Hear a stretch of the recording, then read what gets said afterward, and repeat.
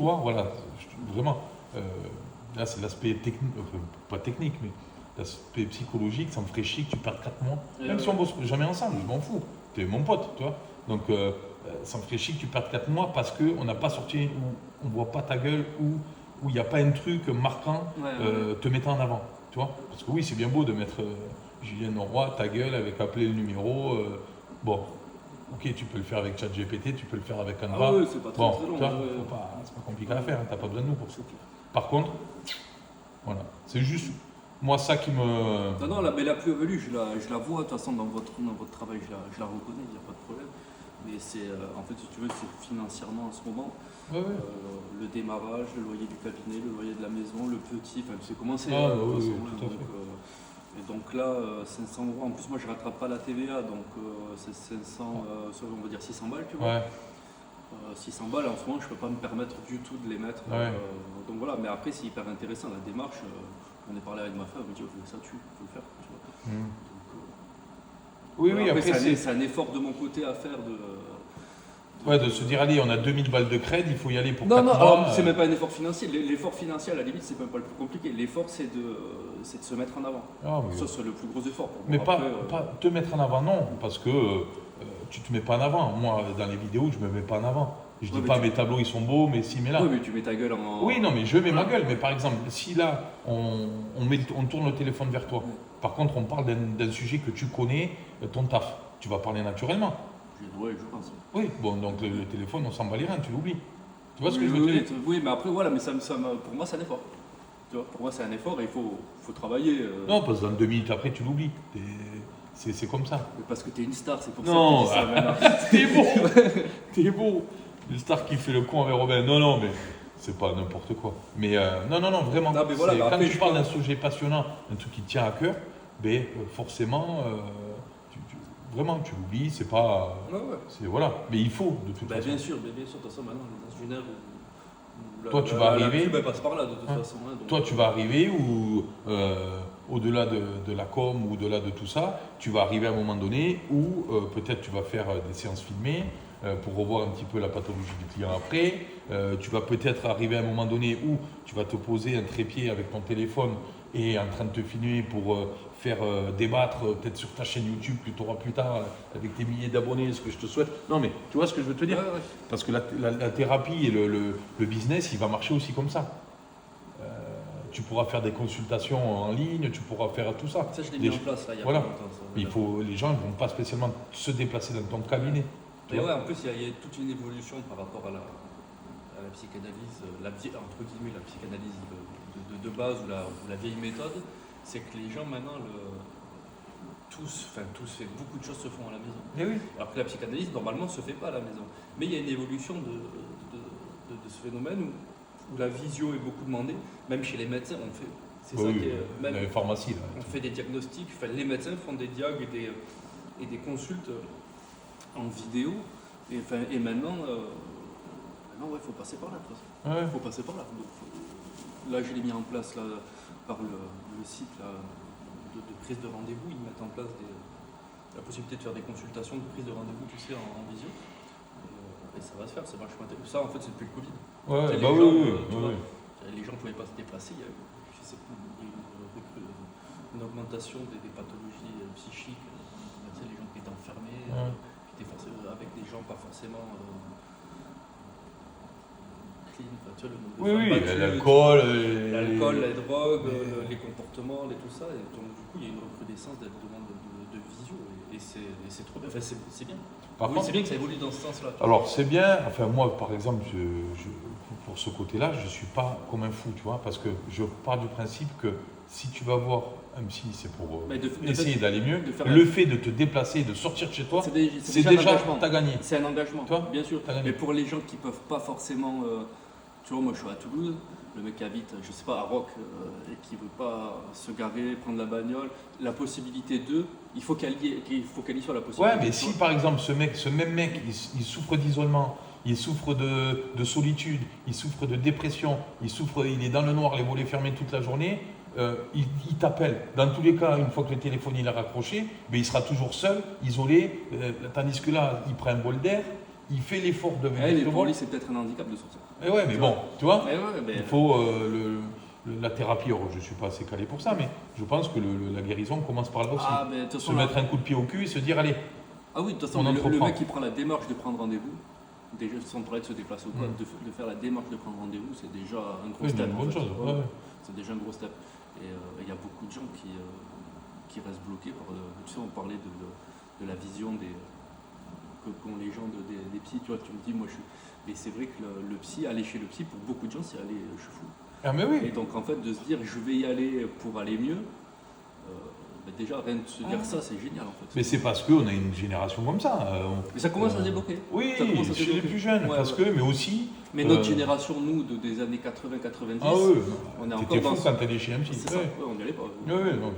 Voilà, mais après, à contrario, chez les jeunes maintenant, pour le moindre problème, tu vas avoir un psy. Oui, donc il y a un grand écart terrible, ça va. Essaie de régler tes problèmes par toi-même et n'essaie pas de trouver quelqu'un qui règle tes problèmes. Tu vois, il y a ça aussi. Donc bon, souvent c'est des problèmes à la con en plus, hein, oui. Mais des problèmes à la con peuvent engendrer. Mais exactement, des traumas et autres. Mais non, quand c'est vraiment. Voilà, le fait de fabriquer des fragiles, tu vois, d'amplifier, de tout amplifier. Ça, c'est un autre sujet de société qui est assez vaste, on pourra en discuter toute la journée, mais je pense qu'on est assez d'accord là-dessus. Mais il y a un souci. Il y a un souci dans ce pays. Mais toi, tout ça. Au montage, ça. Pas la partie genre je de la garderie. Ouais. Mais après, essayer de. Toi, tout ça là, tu dis on montage. Tout ça, tu peux le faire, toi. T'as pas besoin de. Toi, après, il faut monter, oui, c'est du boulot de monter. Tu sais pas le faire, on le fait. Mais en parler comme ça, une vidéo de ce type-là, où toi, tu parles, on balance un sujet, en plus, t'as le vocabulaire qui va bien, t'as une bonne élocution, ça déroule, toi. Je veux dire, il n'y a pas de. T'es pas timide, tu présentes bien, voilà. Un peu timide. Non, t'es timide, ça va. C'est toi, parce qu'on n'est pas tête. Ouais, mais voilà. La première fois que t'es venu, t'as mis une caméra devant la gueule, t'as dit t'inquiète. Ouais, ça m'a un peu tétanisé au début. Ouais, mais. T'as peur de dire des conneries, j'en dis des conneries de toute façon. Mais il faut. Après, il faut. Alors, je vais te dire encore un truc. Pourquoi on commence à marcher, nous, entre guillemets, c'est parce que les mecs, ils disent, vous êtes. On parle sincèrement, avec les mots que les gens comprennent. Il n'y a pas spécialement de technique dans l'art ou quoi, mais on parle avec le cœur. Que ce soit lui, que ce soit moi, quand on a des discours. Et puis c'est surtout que c'est toujours le même discours parce qu'on dit la vérité, on est sincère. Toi, il n'y a pas de. Toi, c'est pareil. Tu n'es pas obligé de tout le temps de te brider. Oui, on dit des trucs, mais on est comme on est déjà, on ne peut pas plaire à tout le monde. Donc, et puis tu as une façon de voir les choses. Moi, une façon de voir les psys d'une certaine manière. Toi, tu as une façon plus académique et plus technique. C'est parce que c'est ton métier, c'est pas le mien. Tu vois. Donc c'est bien d'en parler, voilà, mais je pense que tu pourrais, en vidéo, tu passerais très bien, c'est ce qu'il faut. Et toi, je pense vraiment que le secret, c'est la vidéo. Il faut qu'on voie ta gueule, il faut que tu parles. Ah non, vraiment. Voilà. Le vieux psy, c'est, je te dis, le barbu, cheveux grisonnants et lunettes, tiens. Eh ouais, c'est l'image. C'est pas un mec, un beau gosse, toi qui arrive, frais, dispo, bonjour madame. Non. C'est. Merci. Donc, mais on en a beaucoup discuté avec ma femme. Elle m'a dit, mais elle a à peu près le même discours que toi. Hein. Elle m'a dit, faut communiquer, il faut parler, il faut démocratiser, il faut. Oui, il faut rendre ça accessible. Exactement. Ouais, comme nous, l'art, ce qu'on est en train de se battre à. Ce qu'on oui, parce que dans une galerie, quand tu vas dans une ville. T'as peur de rentrer, toi. Ouais, parce que tu penses que c'est pour les. Pour les riches, entre guillemets. C'est ça, toi, t'es là, puis t'as peur qu'on te regarde de la tête aux pieds parce que t'as un jean basket. Toi, alors il y a plein de galeries, j'imagine, qui font la même démarche que nous, et tant mieux. Et il faut que ça soit comme ça. J'en ai pas vu beaucoup, hein. J'en connais, moi je suis à Toulouse, tu sais, des fois je m'arrête, je regarde. Et c'est des galeries conventionnelles qu'on connaît depuis X années. Et des galeries accessibles enfin accessibles, plus détentes en fait. Ouais, un peu rock'n'roll. Ouais, voilà. Pas vu beaucoup. Hein. Ouais. Bon, après, peut-être pas tous, mais ailleurs. Il y en a ailleurs, c'est sûr qu'il y en a. on a tous plus ou moins, si on est de la même génération, tu vois, pareil, un galeriste, dans la tête, c'est comme un doyen du musée, tu vois. C'est un mec, un vieux ou une mamie, là, qui sait de quoi elle parle. Tu vois, de la période, de machin. Une grosse culture de l'histoire de l'art. Mais après, si ça va dans la tête, on ne pense pas à un mec percé avec un jeune barbu qui tient une galerie et qui déconne. Qui lève 400 kilos. qui lève 400 kilos au bench. Et puis voilà, tu vois. Mais non, c'est voilà, ce grand écart qu'on essaye de faire en ce moment, il faut que toi, tu arrives à le faire aussi. Et tout ça, ça peut coller aussi à l'image de Piu Piu Prod, parce que c'est en gros, et puis c'est en gros démocratiser des métiers qui sont de base ultra sérieux. Qu'on pense inaccessible en fait. Ah ouais. Oui, qui sont ultra sérieux. Ouais. Ultra sérieux, bon, galeriste, je ne suis pas persuadé que ça soit le métier le plus de la Terre, toi. Mais psy, c'est pareil, toi. C'est pas après, un métier. c'est des choses sérieuses, mais on peut les prendre Exactement, aussi, tu peux les prendre différemment. Ouais. Parce qu'on est différent, parce que toi, tu as ta sensibilité aussi, parce que peut-être que tu ne vas pas aborder, parce que tu veuilles ou non, quand tu es psy, oui, tu as une base théorique, une base pratique, mais après, tu as le cœur qui parle, toi. Si c'est essentiel. Ouais. Tu vois, tu as ton ressenti, tu sais si le mec il va être sincère, tu sais si le mec il va te mitonner. Contre-transfert. Contre-transfert. Contre-transfert. Petit terme technique. Ouais, écoute, tu vois. C'est exactement ça, Ouais.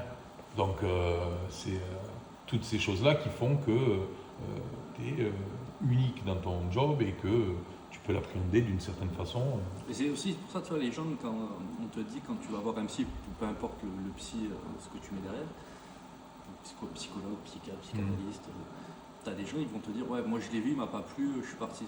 Ben ouais, tant mieux en fait, parce que tu peux ne pas accrocher avec le mec en face, avec le praticien.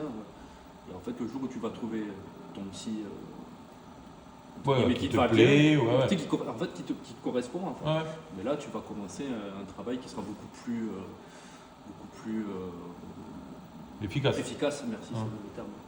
Parce que si tu trouves un mec en face et il n'y a pas forcément de connexion, si tu ne connectes pas avec ton praticien, tu peux faire toute la... C'est comme quand tu parles à un mec, c'est comme les relations. Tu sais, des fois tu parles avec un mec, il est super sympa, mais tu n'accroches pas. Oui. Il n'y a rien qui se fera. C'est pareil en fait. C'est comme nous quand on reçoit les artistes, c'est pareil. Oui, ça passe pas. Exactement, c'est ça. On peut plaire, comme l'artiste il peut pas nous plaire. Enfin, tu vois, bon, c'est la vie, c'est comme ça. Oui, c'est ça. Oui, tu peux pas plaire à tout le monde. Ah oui. Et il ne faut pas se forcer en plus. Faut surtout pas se forcer dans n'importe quel domaine que ce soit, dans le tien ou dans le mien. Si tu as un patient qui se force à aller voir un praticien parce qu'on lui a dit absolument qu'il fallait faire une séance par semaine, ça ne marchera pas. Ça marchera pas. Ça peut marcher, mais ça va être compliqué. Il faut que ça vienne de lui. Il faut que ça vienne de lui, il faut qu'il accroche avec le mec qu'il en face. En fait. Parce que sinon le travail va être compliqué. C'est pour tout. Une relation humaine, c'est pareil. Si tu te forces, c'est vous à l'échec. Oui, surtout dans les relations humaines. Si tu te forces, c'est vous à l'échec. Dans tout domaine. Mais là justement, nous on est en plein dedans. Le petit machin ici et là. Mais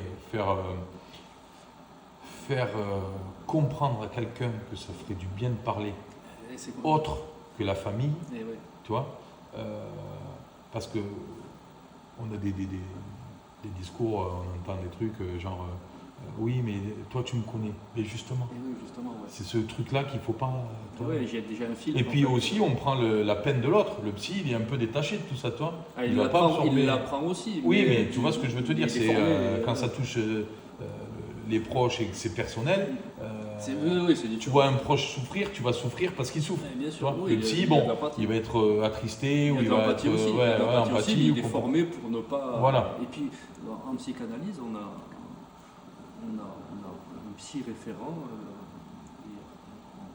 Quand on est trop impacté par une histoire, peut-être qu'il va nous toucher parce que ça rappelle la nôtre. On a des. Tu peux faire une passe D à quelqu'un.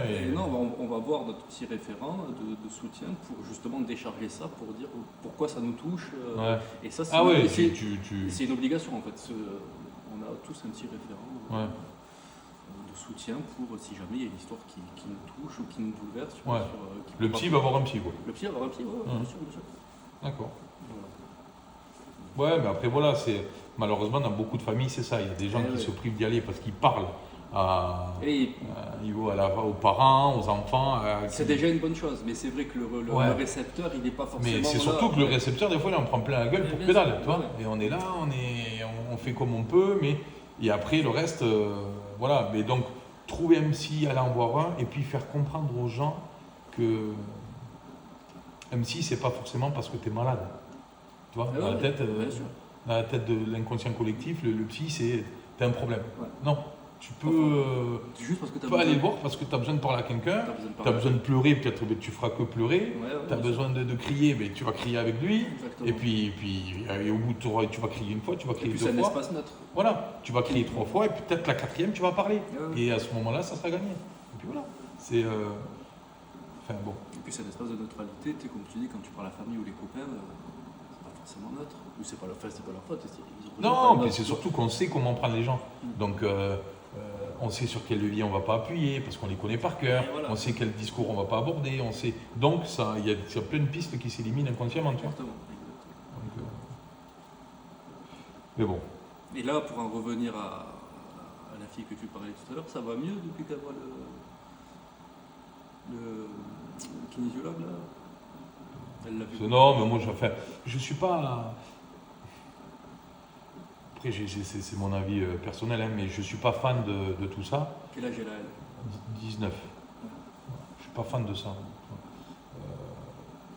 Il faut que la personne, pour moi, alors oui, c'est une preuve de...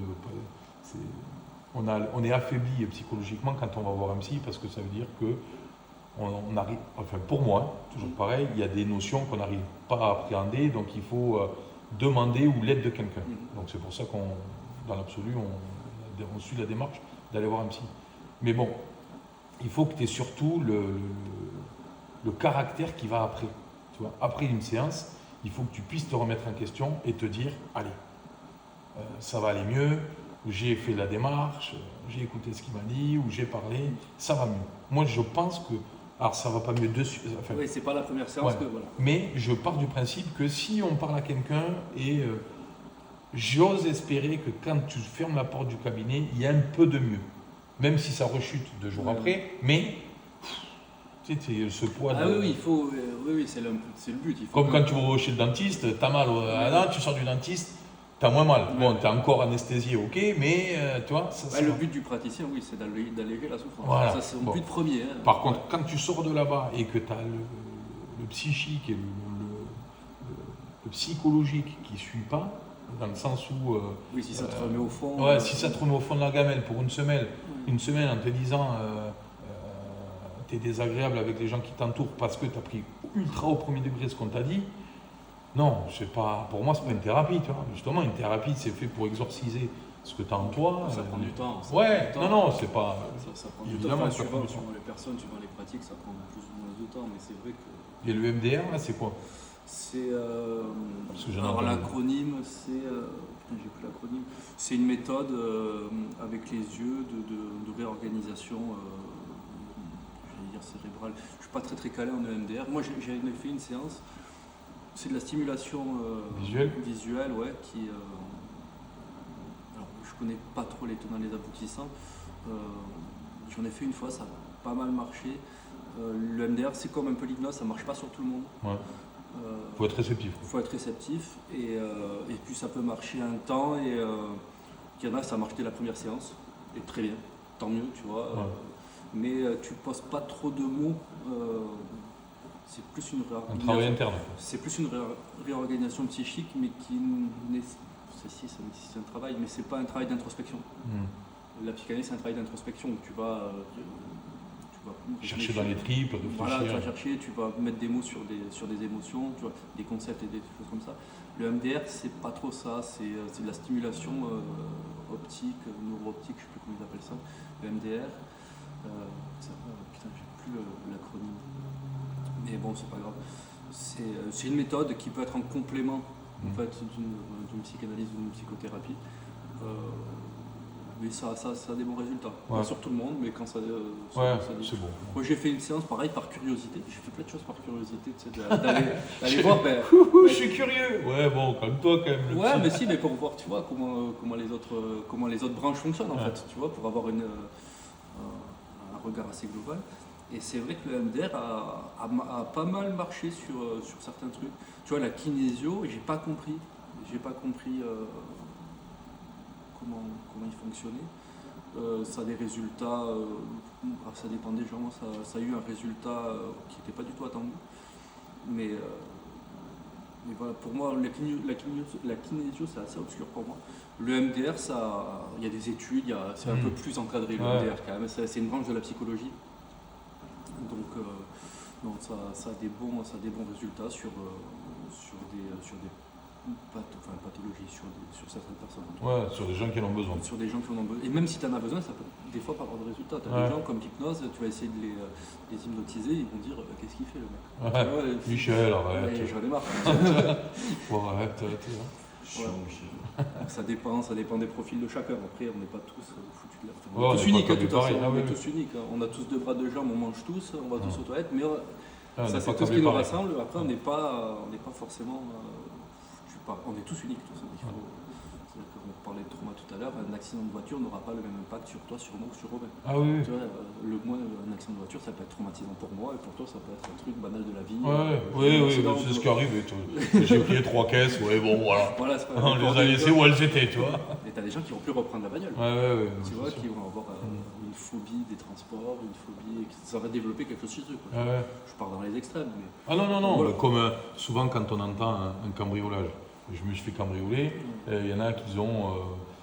c'est traumatisant, ça peut être traumatisant en disant on dirait que je me suis fait violer. Tu vois. Moi, c'est ce que j'ai ressenti. Je me Voilà. suis cambriolé, c'est ce que j'ai ressenti. Moi, je me suis fait cambrioler 3 fois. Ah ouais, 3 fois. Ah ouais, 3 fois. J'avais un mode de vie qui n'allait pas avec moi d'habitation, on va dire. Ok. Donc ça a permis aux gens de rentrer quand je n'étais pas là, plus ouais. facilement. 3 cambriolages. Bon, il y en a on avait la boîte ici. Ouais. On devait aller voir un match de foot le lendemain. Je dors à l'hôtel, on va voir le match de foot.